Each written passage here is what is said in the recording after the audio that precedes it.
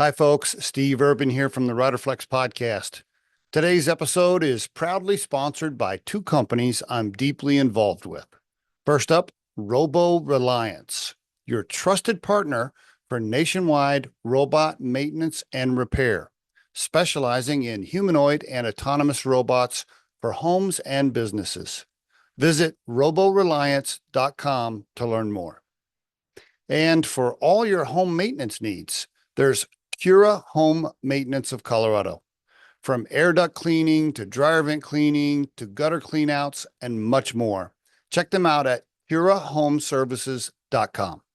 And finally, don't forget about the two books we've published in the Riderflex Guide series. The first being the Riderflex Guide, Inspiring and Hiring.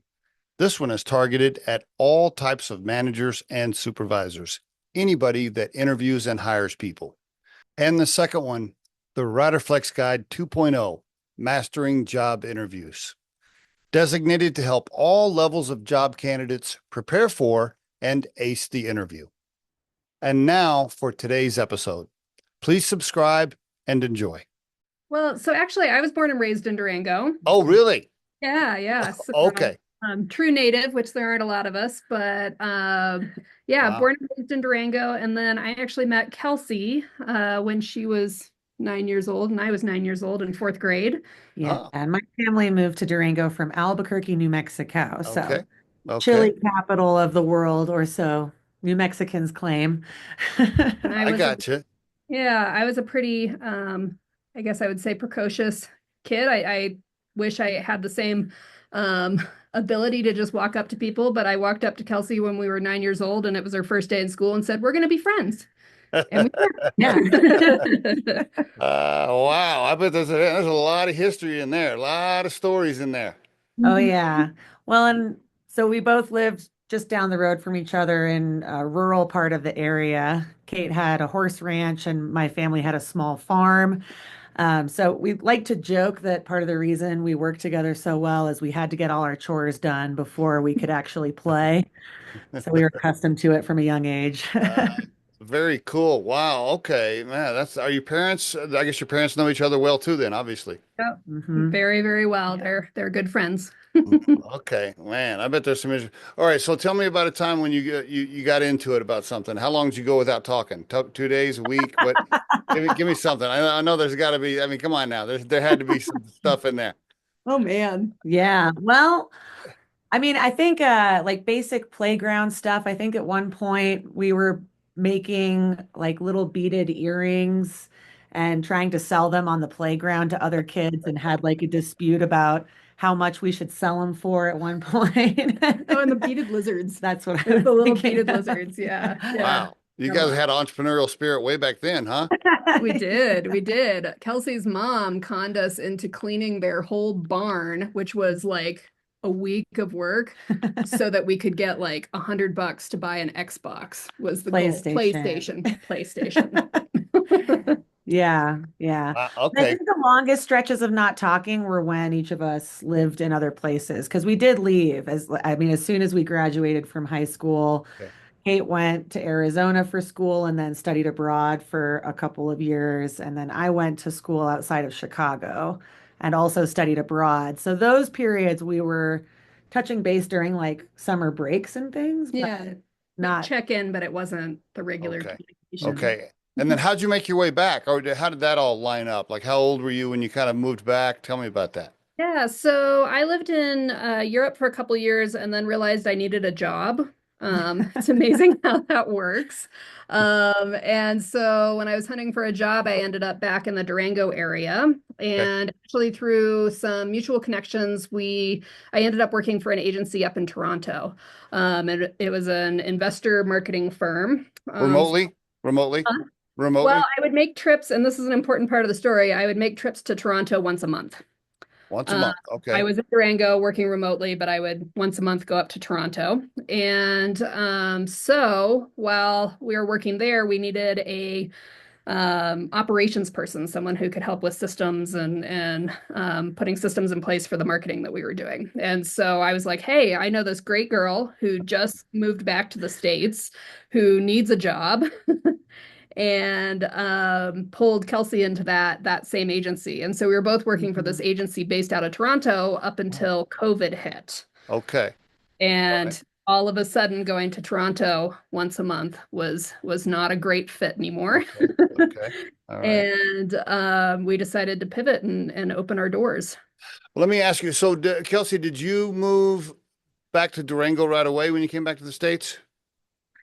Uh, yes. So I spent 5 years in China actually, and I was working over there and studying linguistics was my master's degree. I see.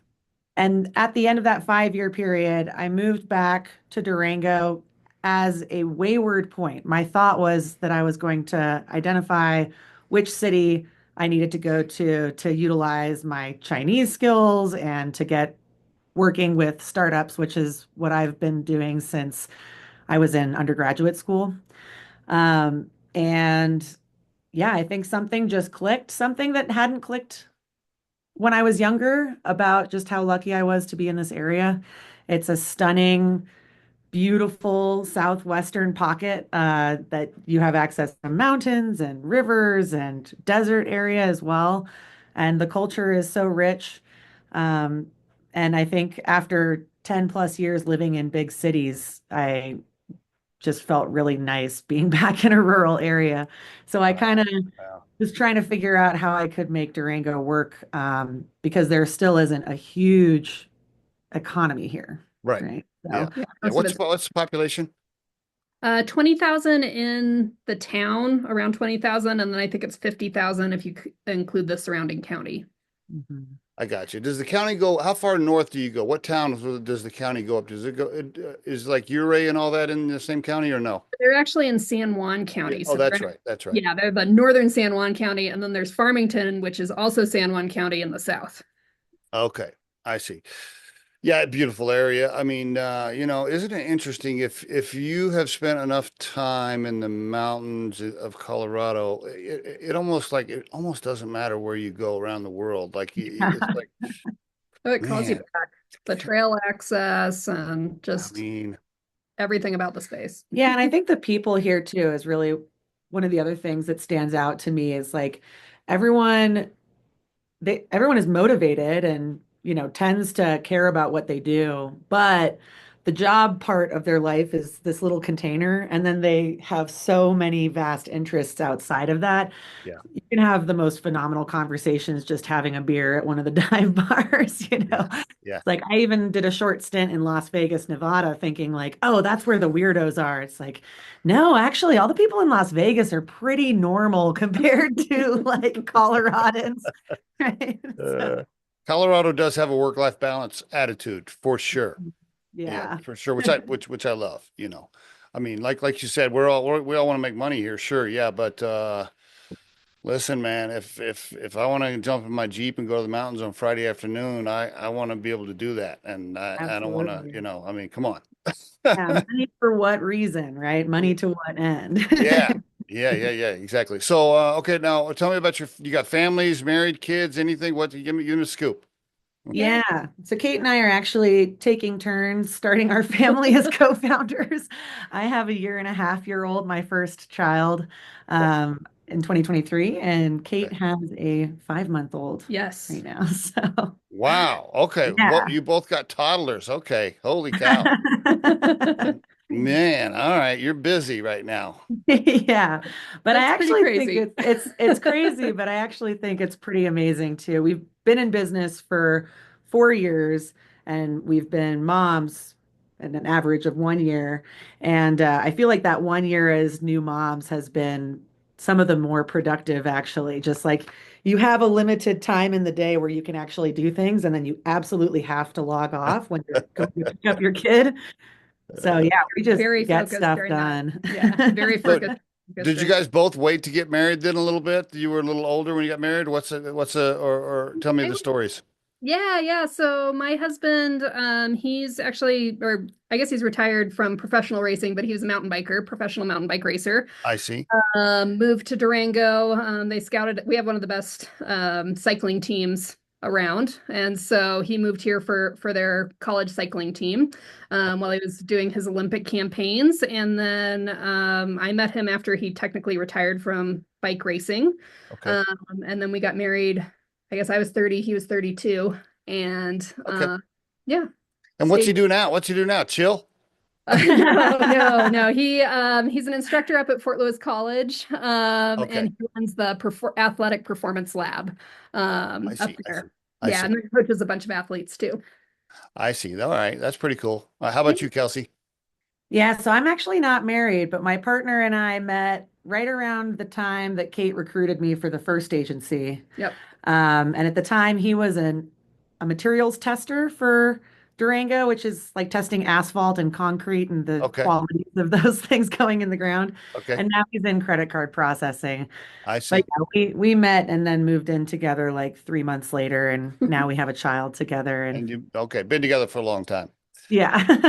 Gotcha. Okay. All right. Well, I appreciate you guys. Who was the wild one? Or was one of you tame and the other one was wild, or were you both crazy? How, or when you were younger, how'd that go? I feel like we trade off our crazy at different times. And in different ways. I'm exceptionally louder than Kate. I have a very high volume. Okay. And probably if you asked our friends, they would consider me the crazy one. But if you know Kate, you got to keep your eye on her. So Okay.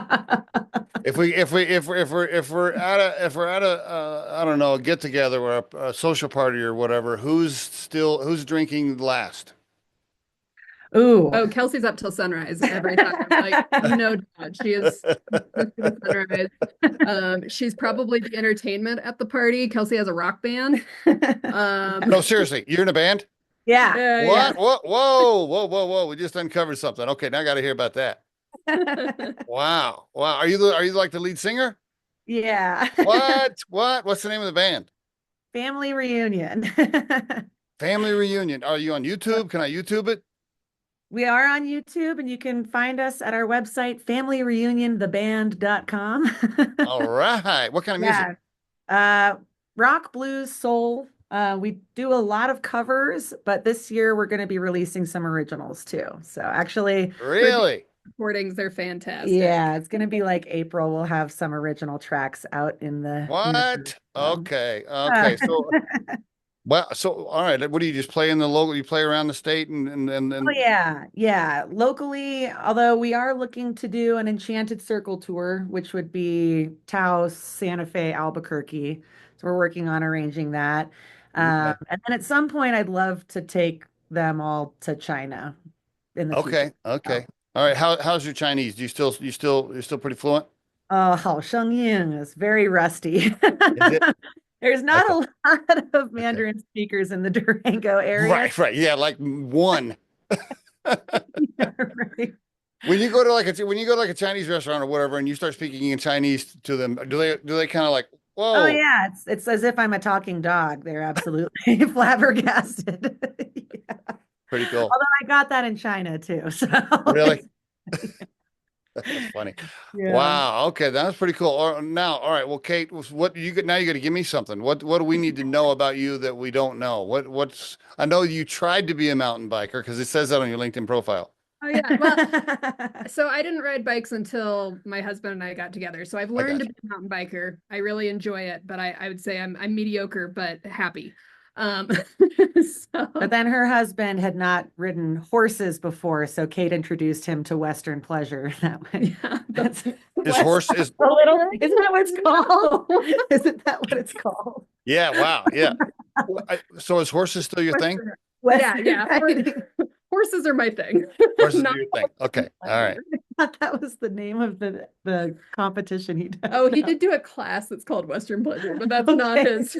That's not okay. Yeah. We Cool. almost went down a path right there. It's cool. Funny. How many horses you got?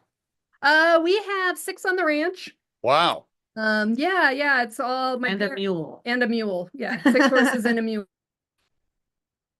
All for fun, I guess, right? So that's oh man, did I lose your internet? Lost you. Oh, I lost you. Oh, there, you're back. It's Oh, all you good. froze there for a Yeah. Can you hear me now? audio. Testing, testing. There it is. That's all right. The listeners, they don't care about stuff like that anymore, do they? I don't know. Maybe I'll edit it. We'll see. I'm used to it. So are they for entertainment? Because they don't make money. They just lose money. It's a hobby. It's No, a hobby horses, expense. yeah, horses just eat your money and turn it to poo. Kind of like having a boat. It's kind of like having a boat, right? It's just money down the drain. Exactly. It's a lot of enjoyment. I mean, we go and we do competitions, but it's not like we're paying for anything with what we win there.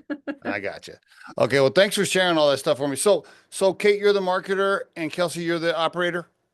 That's right. Yeah. Together, Okay. we are a complete person. Yep. I mean, hey, that's great. Left brain, right brain, so to speak, right?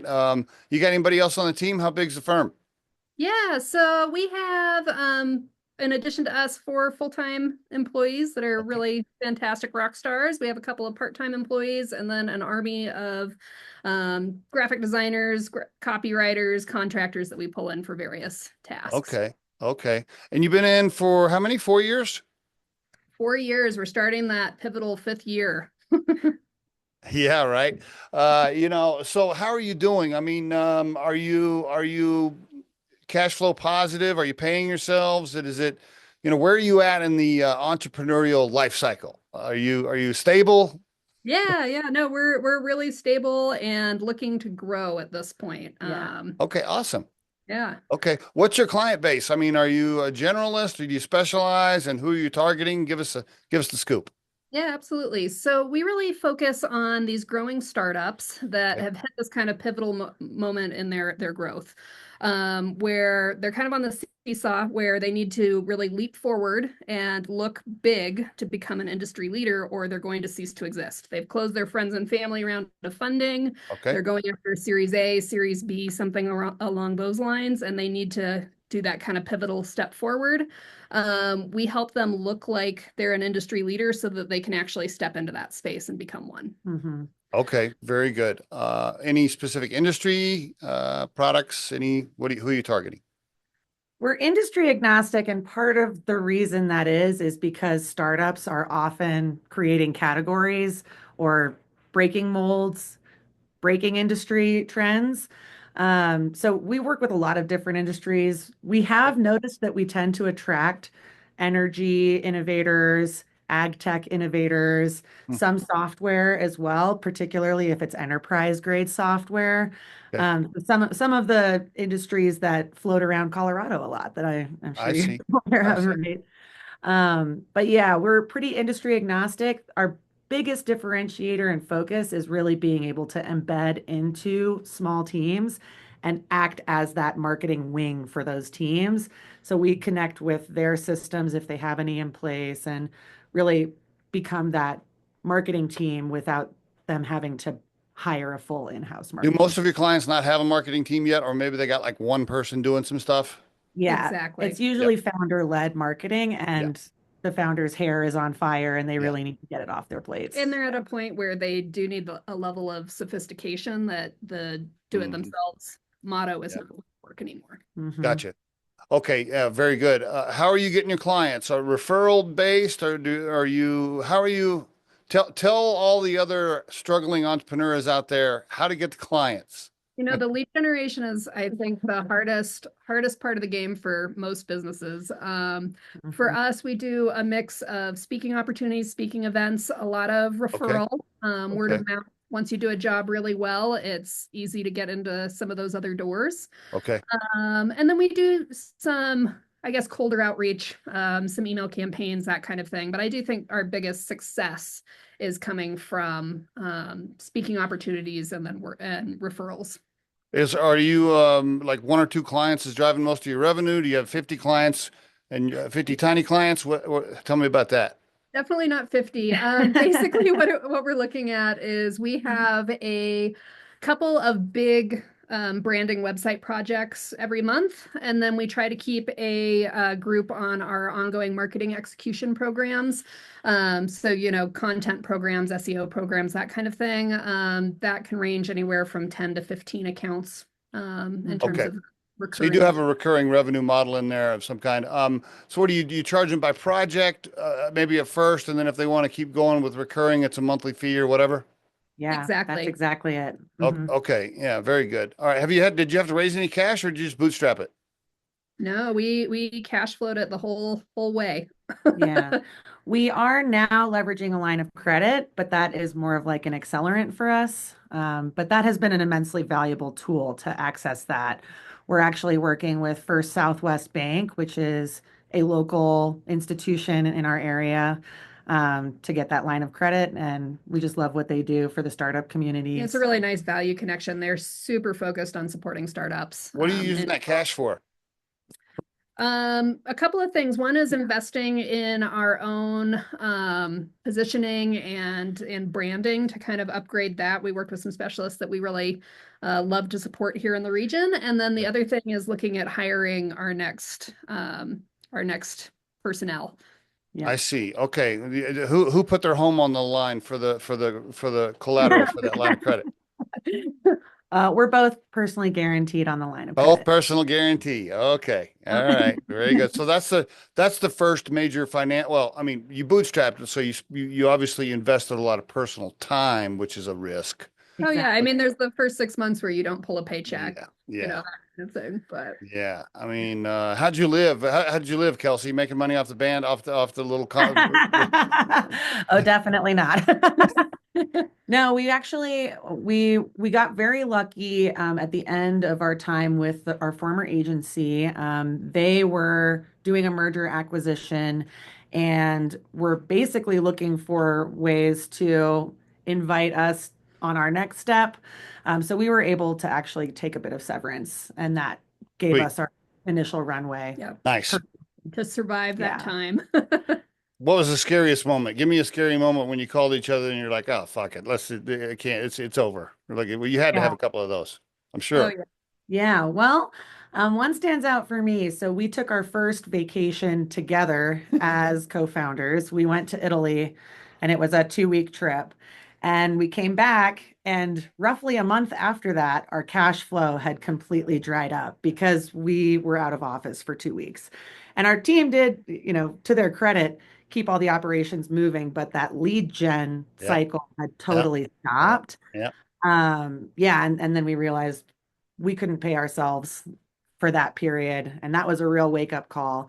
That was actually the moment that we decided to seek out a mentorship group for agency owners. Okay. That was a complete game changer for us. I think Great. that if Great. we hadn't sought out mentorship, we might We not wouldn't be have here survived. today. Yeah. Yeah. Yeah, that's a great point for the listeners. Even after you get some recurring business, let's say you're moving along and let's say you're doing a few $1 million a year or whatever. Maybe you're doing you got a little business going. You get comfortable and you're like, okay, cool. Yeah, this is going good. I got a little team. I'm gonna Mhm. take some time off. I'm gonna back off a little bit. I don't need to keep my foot on the pedal with the lead gen, as you call it, the outreach or whatever. Mhm. Man, the reality is if you're in a service business, if you're not constantly selling to a certain degree, it will eventually stop. I don't care if you have great referrals and reviews or not. Like you Yeah. just have to keep selling. A perfect example is that I always tell people, I'm like, look, like how often do you see like, I don't know, I'll just use an example, an e-blast from Marriott hotels or whatever, right? I mean, major companies on the planet are constantly reselling you because they know they have to keep selling to keep it going. And we as small entrepreneurs are the same. If you stop the outreach and you stop selling, it will dry up sooner or later. Well, and I think what we realized, the mistake that we made specifically with that trip is we did have our lead gen covered through the trip, but we didn't Okay. think beyond that. And you have to think a few months in advance and make sure that you have that pipeline full. And then, I yeah, see. you can take that break. It's great, but you've got to have that pipeline full or Yeah. you're going to have a really rude awakening when you come back. Yeah, no doubt. Okay. Sounds like everything's going fine now and you're growing, getting ready to hire somebody else. We're That's working right. on it. Yeah. Okay. All right. Yeah, that's great news. Let me ask you this. I have had a shit ton of marketing people on the podcast because I think we've had 500 guests on. I don't know, at least 100 of them have owned agencies. I don't Yep. know. Maybe it's not that many, but what's different? What's different? Why Psyche Digital? by the way, for the listeners, I want to make sure we get the website in there, psychedigital.com. Yeah. Why you guys versus everybody else I've had on the show? Tell me. So I think we fit into this really perfect spot in that a lot of the companies that we're working with, they don't need a, a freelancer anymore. They need someone that has more availability. They need someone that can do more than just one thing. You know, you get a freelancer, they're just doing social media or they're just doing email marketing, but they actually need someone with a little bit of strategic oversight capability. If you go out sick, you know, your marketing doesn't stop because that freelancer's sick for the day. Okay. And then they also, though, there's these huge agencies that getting requests done and getting work done, it takes a long time.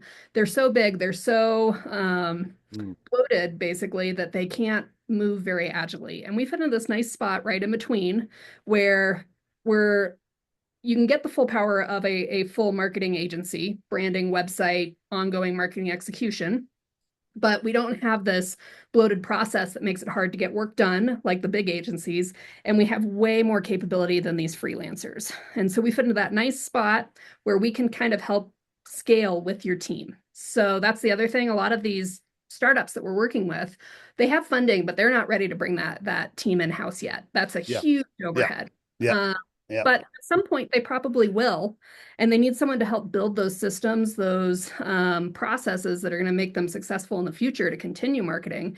And our team is really, really good at scaling up or scaling down. We can support, you know, with just a little bit of execution, or we can be that full strategic arm embedded in their company. And we embed ourselves in their company. We're not an outside vendor. We're part of their team. We try to really, I don't know, grow with them and help them reach their goals. And we care about it as much as they do.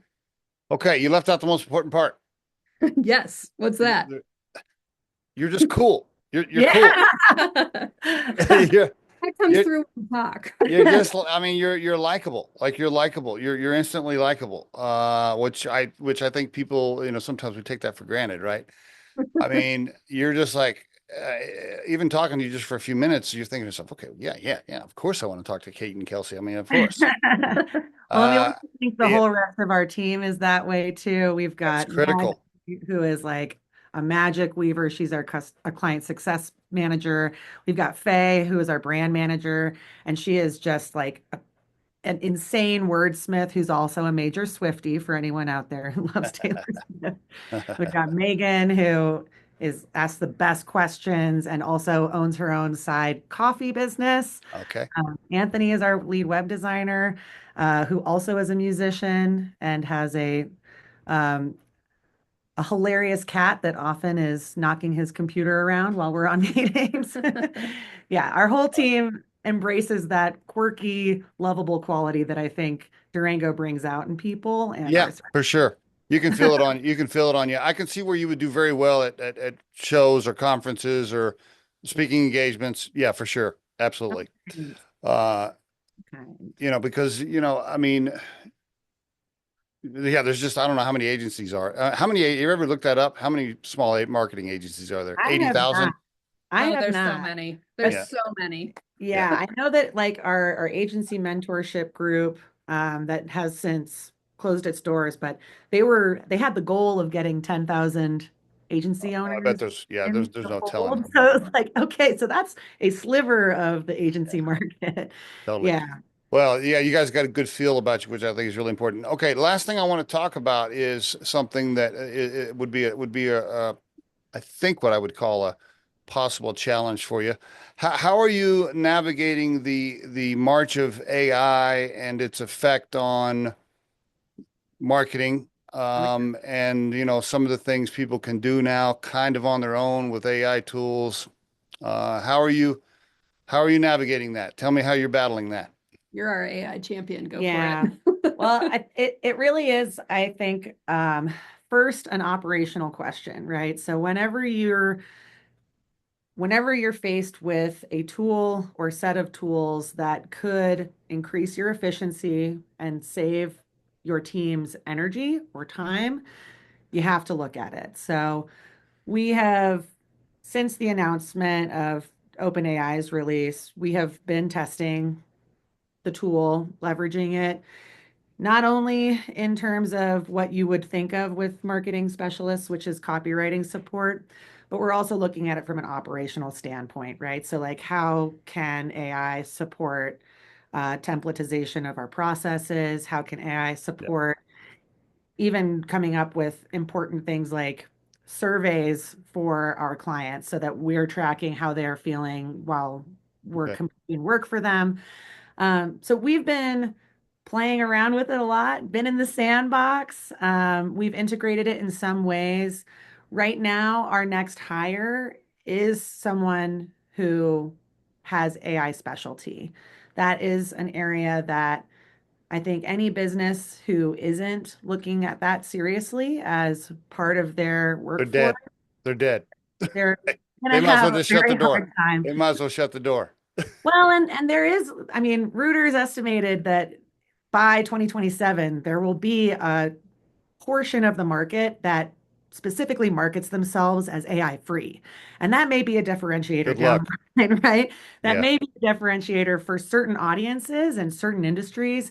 So I don't want to discount that. But for us, as a risk management exercise, there is not a way in which our agency is thriving without the support of these phenomenal tools that, as long as they're used with a human heartedness, right? It's like, we want to be serving our team and serving our clients in a more efficient and better way. And I think AI has the ability to do that if it's used properly. So, Okay, yeah, good. I think that's a solid answer. I think that's a good approach too. thank Some you. marketing agencies I've talked to, they're like, "Oh, well, yeah, yeah, we don't, we're going to be all human and all that." I'm like, "Okay, bro. Sure. I mean, good luck. Your competition is going to crush you." So, Well, and I think there is an opportunity, like there's things that AI doesn't do well. yeah. When you're talking about really specialized graphics and specialized copywriting and category creation and that kind of thing, AI struggles with some of those things. For And that's, now, for yeah, now. exactly. So for now, that's where the human steps in, and there's still a lot of roles to be played there. Yeah, well, I'm glad to hear that you're being smart about it and integrating it in your business where you need to, while still maintaining your nice personalities and your human touch with the whole thing, which is good. I think that's the key. And it's also smart. Your next hire is very well versed because, like you said, Kelsey, the main thing is any tactical functional duty that's repetitive. Yeah. No, like find No. out how AI can do that. Yeah. You know what I mean? Yeah, Automate. yeah. Like, yeah, that's the stuff that needs to go away so that you can be more creative with the 100. creative juices to do all the other stuff. You know what I mean? Well, when you think about the 80/20 rule, right, of like 80% of your 80% of your time spent are not on the things that are your area of genius. And your job is to continuously push away those 80% Yeah, of not your area of genius, not your unique gift, great point. continually hone on that 20% that only you can bring to the table. AI is an accelerant to support that No doubt. activity, right? No Uh, doubt. yeah. It can So, make you move a lot faster, for sure. And it can give you more time for creativity and more awesome ideas, which you guys probably come up with all the time. So, We try. yeah. what's the last question? We got time for one more here before we run out of time. You just gonna grow it, lifestyle business, have fun doing it. You're gonna try to sell it someday. Have you even talked about it? What are your thoughts? Yeah, well, for us, this is something that's deeply tied to who we are as people and what we care about. I think when we first started the business, we talked about this as kind of our retirement plan. Like, we'll be Yeah. uh, growing a self-sustaining organization and still being involved through the time that we decide it's time for us to not work anymore. I think that when you love what you do, it's hard to imagine a life in which you're not doing that. So that's Okay. kind of the thought is grow it to the stage where we can best serve these founders and continue to hone and get better and better at what we do. Yeah, keep Or- improving our team so that they can take on more and more and more. But Yeah, because if your team grows and they take on more and then you could like work a couple of days a week and get your quarterly distribution checks, then that'd be great. that's the goal. Exactly. Yeah. All right. Awesome. Well, listen, for the listeners, psychedigital.com. Go there and check them out to learn more. Thanks for being on the show, guys. Really appreciate it. Thanks Thank for having you. us, Steve. Really Yeah, awesome job.